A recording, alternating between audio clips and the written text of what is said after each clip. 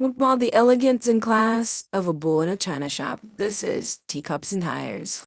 Hello and welcome to Teacups and Tires, where every lap begins with a perfect brew. I'm your team principal, Sparkplug. And you know what really grinds my gears? When people say American F1 fans should stick to NASCAR.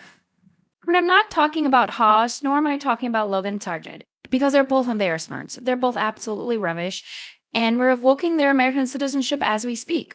And in this video, I'm going to be saying we a lot because I do have an American citizenship as well.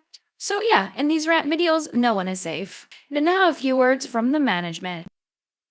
Oh yes, bald eagles, freedoms, we speak American over here. Miles, not kilometers, and driving for 6 hours and still being in the same state. As you put America on one average, this is pretty much it.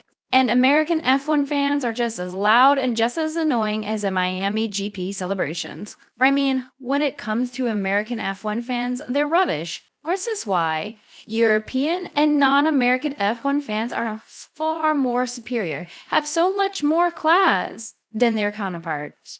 Y'all must be kidding. There are rubbish fans everywhere. And need I remind you what happens at football matches? This is what happens when our team is winning. So, you guys can take your superiority complex and you shove it. And for all the people that are like, Americans should stick to watching NASCAR, have you watched NASCAR? It is the most boring thing I've ever seen in my life. I mean, let's be honest, Monaco is pretty boring in itself. But, compared to NASCAR, it's way worse. It's 200 laps of turning left. I'd rather watch paint dry than sit through a NASCAR race. Oh yeah, Monaco track isn't safe from my rants. It is probably one of the most boring races to watch all season. People are hitting or driving into walls. And because of the structure of Monaco, the streets are too narrow to pass. So, what's the point of a race if you can never pass? Honestly, just take Monaco's track and throw it in the rubbish bin. Just take it away from the scene then. Now, as a lover of the finer things, I thought about it, and Monaco should stay. Because of the history, the glamour. Oh my goodness, it felt like a 007 movie. Yeah, I'm sorry, Monaco, you can stay. And I totally forgot about yachts and shopping. Oh, I'm sorry, babes. Monaco, you can stay as long as your little heart desires, as long as you give me all the glam and luxury I need. Sparkplug, we know you love the glitz and glam, but reel it in. We're talking about why NASCAR's boring. Oh, yeah. Sorry, what was I saying?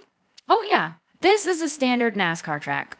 One big circle, pretty much the same car, different manufacturer, and no street circuits. And this is what a standard F1 track looks like. Whether it's a street track like Baku or whether it's a circuit like Qatar.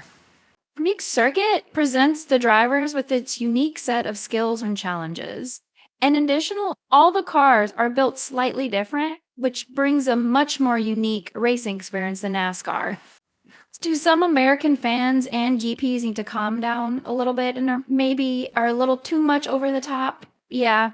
Do some American fans need to learn not to boo at the drivers they don't like? Obviously. But with an ever-growing American audience, do you really know how much American F1 fans are bringing to the industry? And I'm not just talking about DTS fans.